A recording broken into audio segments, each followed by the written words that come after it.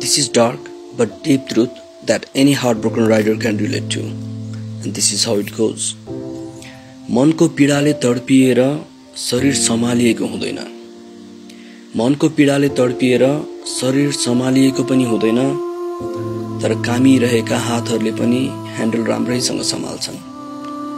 र एक्सिलरेटर बटारे पछाडि छोड्ने नामै पनि लिँदैनन्. बिस्तारी सास फुल्न थाल्छ. भाइजरमा बाफ जम्मा हुन थाल्छ. बिस्तारी सास फुल्न थाल्छ.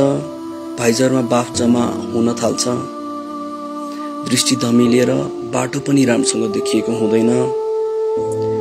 भाइजर खोलेर बाफ उडाउँछु. भाइजर खोलेर बाफ उडाउँछु. तर अझै पनि दृष्टि संलिँदैन.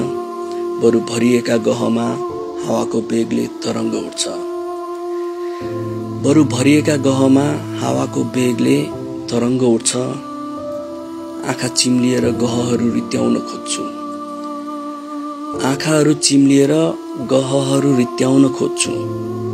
आँसुहरू पनि बल्ल बल्ल मुक्त भएसरी निस्कन्छन्.